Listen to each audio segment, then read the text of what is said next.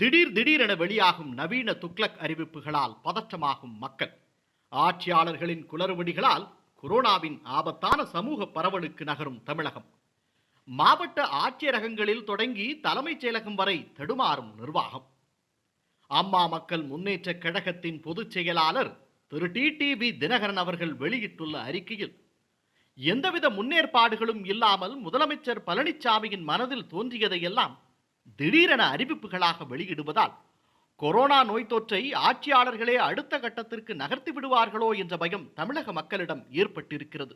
தமிழகத்தில் கொரோனா பெருந்தொற்று இல்லாமல் இருந்த புதுக்கோட்டை, தருமபுரி, கிருஷ்ணகிரி உள்ளிட்ட அனைத்து மாவட்டங்களிலும் நோய் தற்போது பரவி இருக்கிறது. கொரோனா நோய் தொற்று சமூக பரவல் எனும் 3வது நிலைக்கு போய்விட்டதாக திருவண்ணாமலை மாவட்ட ஆட்சியர் 4-5 நாட்களுக்கு முன்பே பேட்டி கொடுத்தார்.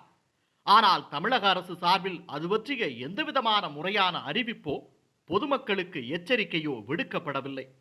மாவட்டங்களில் உள்ளூர் நிர்வாகங்கள் அவரவர் நினைத்தபடி செயல்பட்டுக் கொண்டிருக்க, மாநகராட்சிகள் தனி பாதையில் பயணிக்க, எல்லாவற்றையும் ஒருங்கிணைக்க வேண்டிய தலைமைச் செயலகமோ எடுத்தோம் கவிழ்த்தோம் என முடிவுகளை எடுக்கும் நவீன துக்ளக் கூடாரமாக மாறி நிற்பது மக்களிடம் கொரோனாவை விட பெரும் அச்சத்தை ஏற்படுத்தி இருக்கிறது.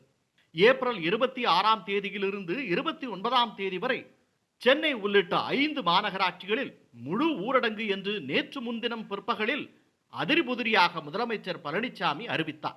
நேற்று வெளியான பத்திரிகை பேட்டியில் இந்த முழு ஊரடங்கு மேலும் நீட்டிக்கப்பட வாய்ப்பிருப்பதாக தலைமைச் செயலாளர் தெரிவித்திருந்தார்.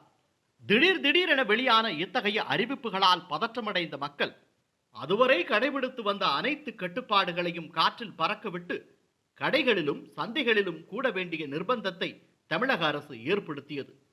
கடைகளில் விற்பனை நேரம் நீட்டிக்கப்படும் என்ற அறிவிப்பை கூட மிக தாமதமாக வெளியிட்டு அரசு நிர்வாகம் எந்த அளவுக்கு குழப்பத்தின் உச்சத்தில் இருக்கிறது என்று ஆட்சியாளர்கள் காண்பித்தார்கள்.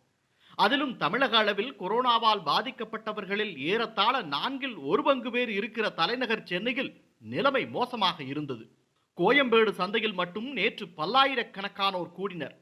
முழு ஊரடங்கு அறிவிக்கப்பட்ட பிற மாநகராட்சி பகுதிகளில் உள்ள மளிகை மற்றும் காய்கறி கடைகளிலும் மக்கள் கூட்டமாக கூடிய காட்சிகள் கலக்கத்தை ஏற்படுத்துகின்றன.